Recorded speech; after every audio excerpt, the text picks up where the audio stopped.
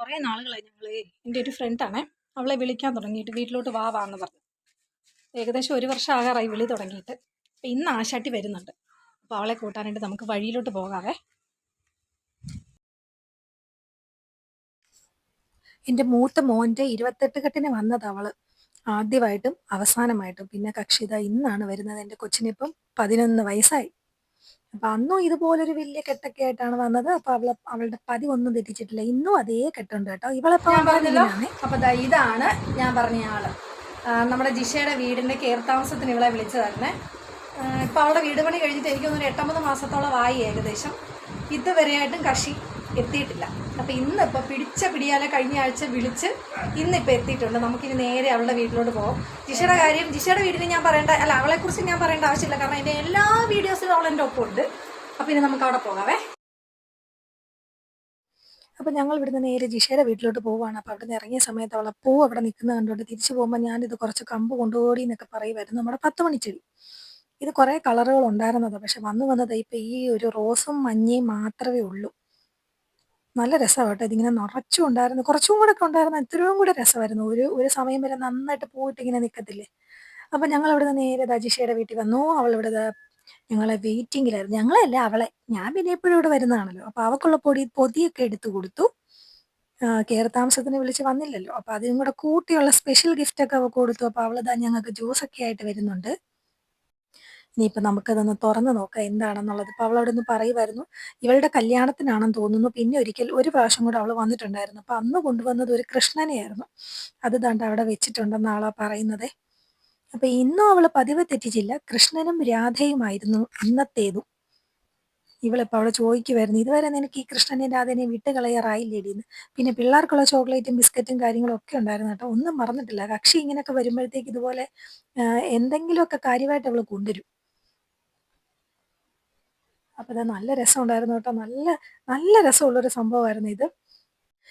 ഇങ്ങനെ നമ്മുടെ സീക്വൻസ് വർക്കൊക്കെ ചെയ്തിട്ട് ഇങ്ങനെ എംബോസ് ചെയ്ത് നിൽക്കുന്ന ടൈപ്പായിരുന്നേ. ഞങ്ങൾക്ക് ഒത്തിരി ഇഷ്ടപ്പെട്ടത്.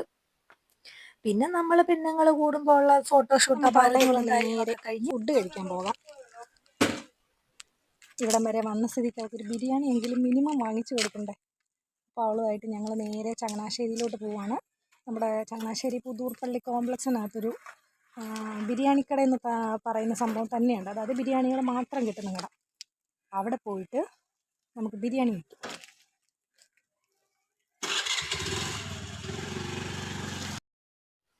അപ്പോൾ അവിടെ നിന്ന് ഞങ്ങൾ നേരെ പോവുകയാണ്. ബിരിയാണി കഴിക്കാനുള്ള റൂട്ടാണ് ഇത്. നമ്മുടെ ചങ്ങനാശ്ശേരിയിലെ കോംപ്ലക്സിലുള്ള കടകളാണ്. എന്തെല്ലാം വെറൈറ്റി പേരുകളാണെന്ന് നോക്കി.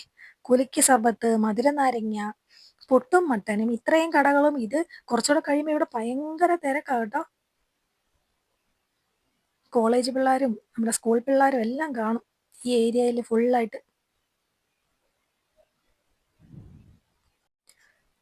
ഒരു വൈകുന്നേര സമയങ്ങളിൽ ഈ ഏരിയയിലോട്ട് അടുക്കാനേ പറ്റത്തില്ല. അപ്പം നമ്മൾ നമ്മുടെ കടയിൽ ഇതാ എത്തി. ബിരിയാണിക്കട. ഇനിയുള്ള ട്രാജഡിയും കൂടെ തിങ്കളാഴ്ച. പക്ഷേ പറയുന്നില്ല. 4 ദിവസത്തേക്ക് മെയിൻ്റെനൻസ് കാരണം കട അവധി. കണ്ട പോകാം. വെറുതെ അല്ല എൻ്റെ കണ്ണിൽ പൊടി പോയത്. കണ്ണ് പോയി ഗൈസ്, കണ്ണ് പോയി. കണ്ണിൻ്റെ അകത്ത് പൊടി പോയി.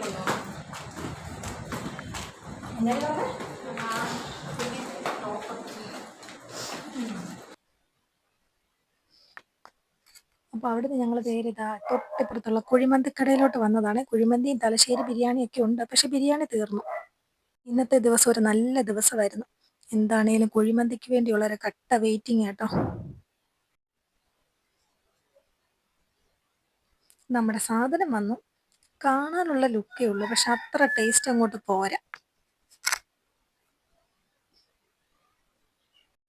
മറ്റേ കടയിലായിരുന്നെങ്കിൽ കുറച്ചും കൂടെ നല്ലതായിരുന്നു. നല്ല തിക്കായിട്ടുള്ള ഗ്രേവിയൊക്കെ ആയിട്ട് നല്ല സൂപ്പർ ബിരിയാണി ആയിരുന്നു. നമ്മളല്ലാതെ കുഴിമന്തി കഴിച്ചിട്ടുണ്ടെങ്കിലും പക്ഷേ ഇവിടുത്തെ ടേസ്റ്റ് ഞങ്ങൾക്ക് അങ്ങോട്ട് 3 പേർക്കും അത്ര അങ്ങോട്ട് ഇഷ്ടപ്പെട്ടില്ല. വിചാരിച്ച അത്രയും ടേസ്റ്റ് പോരാ ടേസ്റ്റ്. നിങ്ങൾ വിചാരിച്ച സ്ഥലത്തല്ല കയറിയതെന്ന് പറഞ്ഞില്ലായിരുന്നോ? അപ്പോൾ കിട്ടിയത് വെച്ച് അഡ്ജസ്റ്റ് ചെയ്യാം. നമ്മുടെ അൽഫാം മന്തി കാശ് കൊടുത്ത് വാങ്ങിച്ചുകൊണ്ട് നമ്മൾ പിന്നെ കഴിക്കാതിരിക്കത്തില്ലല്ലോ. അപ്പോൾ ഇതായിരുന്നു ആ കട കേട്ടോ.